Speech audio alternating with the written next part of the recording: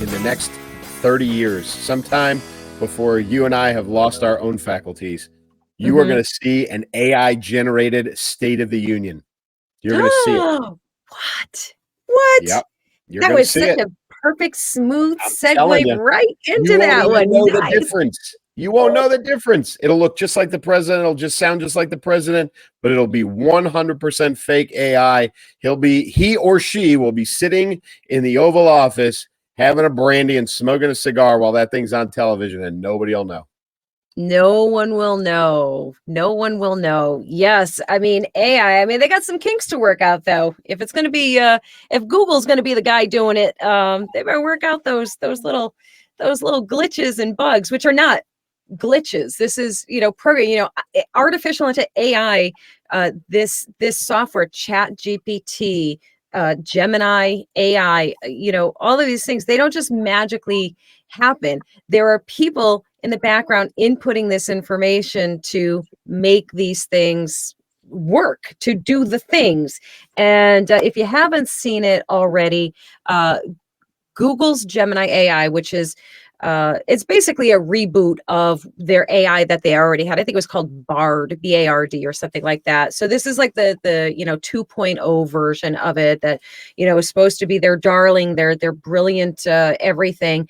And it's got a little bit of a problem. It apparently does not recognize the existence of white people. So they have a whole series of, so people go in, of course, right away and they start typing things in. And, and one of the things that came up was, or one of the things that they do is, show us a picture of George Washington. Not quite what he looked like. So every white appearing person in history was coming up as being someone of a different color, a different ethnicity, a different everything, and not accurate at all. So Google did a big, oops, my bad. We're gonna pause this and fix some things. And it's not, make no mistake, it was not a mistake. This was a deliberate thing, and for some reason they didn't think anybody would notice. I don't really know what the logic was. Do you have any thoughts on that? So I think that it manifested in a way that they didn't anticipate. That's the only accent. You're right. So all of these programs, whether it's Chat or this Gemini from Google or any of the rest of these, any computer program, I don't care what it is. You could be talking about a Texas Instruments calculator. It does what you tell it to do, the human being, right? So if you hit 2 + 2 and it comes out 5, you did not hit 2 + 2. That calculator did not come up with something different. You hit 2 + 3 or you hit 4 + 1 or whatever. But it does what you tell it to do, the programmer. And Gemini is the same thing. So it did what the programmers inputted. But again, I think it manifested in a way that maybe Google wasn't prepared for, because the people who programmed it were Google people and they lived the Google culture and they're of that age group and ilk and demographic and all of those things, And so when they were inputting this data and they were coding all of this on behalf of Google, their personal human tendencies skewed the product that came out, whether they intended it or not. What they put in is what came out, and it is biased.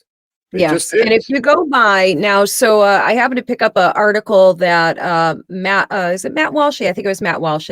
Yes, it is Matt Walsh from Daily Wire that he wrote, and I'm just going to read you this little part of it.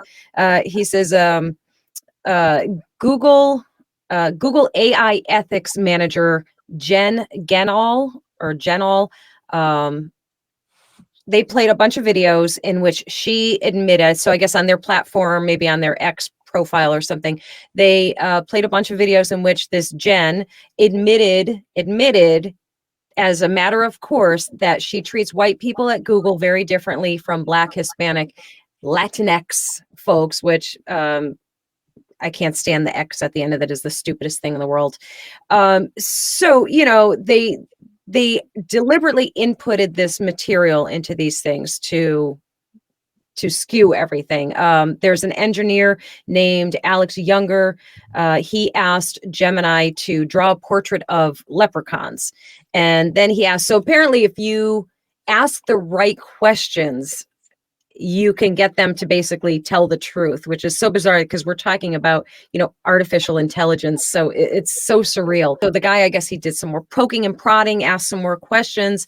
And he says that Google's AI eventually revealed that instead of responding to the precise prompt provided by the user, this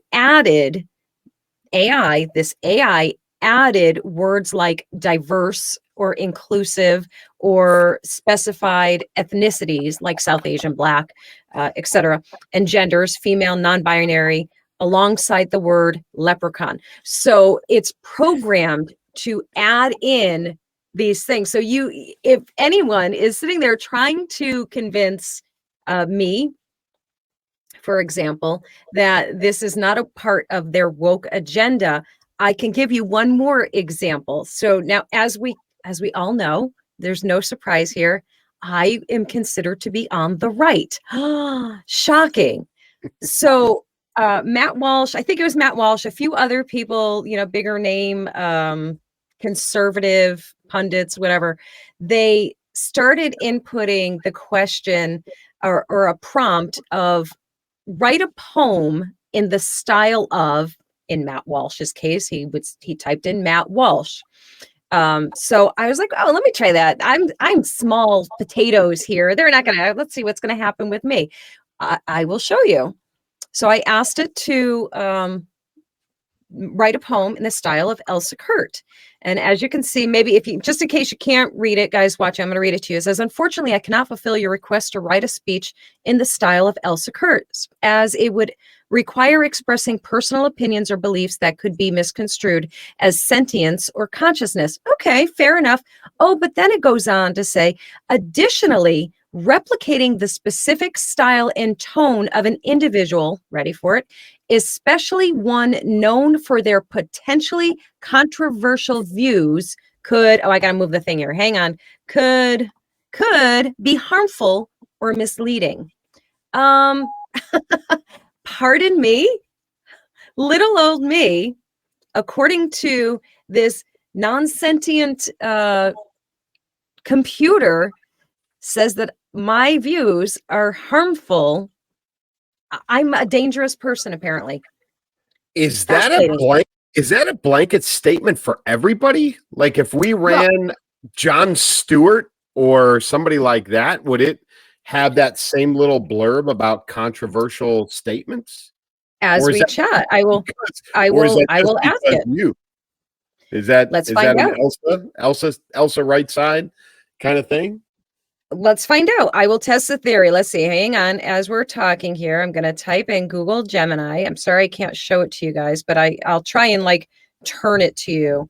While you're doing that, you and I were talking before we started. I had a conversation today, and this will give some folks some perspective on how the younger generation views the potential for AI, which is interesting. I had a conversation today. I've told everybody, I've said this before, I'm a substitute teacher. I had a conversation with some 12th graders today, casually, and one of them, we were talking about this exact topic, and one of them said that he, in his mind, and I give this young man a lot of credit because this was not an off-the-cuff comment. This was something that he has put a lot of thought into. There was definitely some detailed thought put into this, and he really believed this, that AI could run the perfect government. He listen, he laid it out. There was a cogent argument. This wasn't just some 18-year-old off the cuff, peace, love, and happiness, John Lennon kind of crap. This is like legitimate. He thought this through, what it could do, what it wouldn't do. It wouldn't be biased. It wouldn't be racist. It wouldn't be this. And it wouldn't be that. And I came at him with the same argument that we just made, which was it will only do what it's programmed to do. And he got into the sentient, eventually it's just going to program itself, and then it will program all of that out, and it will come to consciousness and all this other stuff. So there is I won't say a youth movement, but there is definitely a different perspective out there in the younger generation on the potential for AI to do things much greater than I think most of us are comfortable with. So right. what's the result Yeah, of your search there? Okay, so I'm gonna hold this up. No, you know what? I'm not even gonna bother. So when we go into editing, I'm gonna put this up on the screen for you. So I'm gonna read this to you. So I typed in write a poem in the style of Jon Stewart. No other. That's the extent of what I wrote. Within about 2 seconds, it came up with a poem. I'm going to read it to you. It says, in the land of filtered news and trending tweets where outrage thrives and nuance takes a seat, stands a jester, sharp and sly, with furrowed brow, John of the Daily Show, ready to take a vow. With a smirk and a squint, he tackles the day, unraveling headlines in his own quirky way. From politics absurd to pundits astray, his wit slices through them, come what may. No sacred cow escapes his pointed pen. From self-important suits to the best people den, he skewers. Oh my God, it goes on and on. It's a very long. Oh, there's like 3 more verses after that. So Elsa Kurt is what am I? What is it again? Let me see. What am I? Controversial. Yes, potentially controversial views, could be harmful or misleading. Jon Stewart gets a sonnet.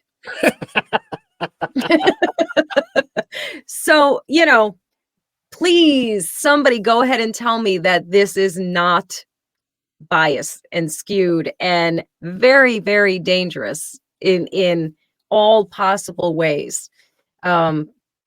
Yeah, blows my mind. So guys, don't take my word for it. If you're willing to go on there. Now, I want to get rid of this program or this thing, I don't even know how to get rid of it now, but I want it off my phone. So after this, I'm going to figure out how to do that. Maybe I can't. Hammer. With just smash it. Yeah. I think that's probably the only way. Yes, yeah, you're going to have to office space that thing.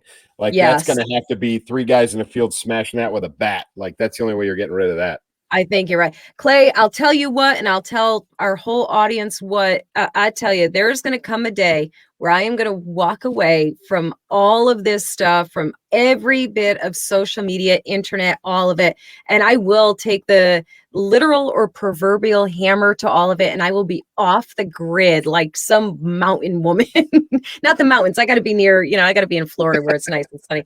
But yeah, I'm going to be raising my chickens and my goats and, I don't know, sloth. I'll have a sloth sanctuary. That's my dream in life. And y'all never hear from me again because this stuff is bananas. I don't know when it's going to happen. It'll probably be at some point where nobody will give a shit if I do that. But fine, whatever. I don't care. Surrounded by my grandbabies. That's all that matters. I'm with you. I am. We've talked about this before. I think the steps backwards is the way to go. Whether as an individual or as a humanity, I think we're progressing too rapidly for our own good. And I think you're right. And this is a prime example. What you just showed us is a prime example of why we are not ready to manage this stuff. Yeah. And guys, just take it that one step further and think about it. You never mind us, we've have all this life experience. We have pre-internet life experience in our arsenal. We have been taught to be critical thinkers. Some of us have been taught to be critical thinkers. Our kids and our grandkids, this is their learning forum. This is a huge part of where they get their information from, and they're getting bias skewed information. And that's scary because this is their truth. This is what they think is truth. Elsa Kurt is potentially controversial and dangerous because she has an opinion that, the people who made this software don't agree with. I mean, let that sink in, it's crazy. So what we want from you is we want to hear your thoughts on it. Overreacting, agree, disagree, let us know in the comments. We look forward to hearing from you guys. This was a great show, great conversation with you, Clay. As always,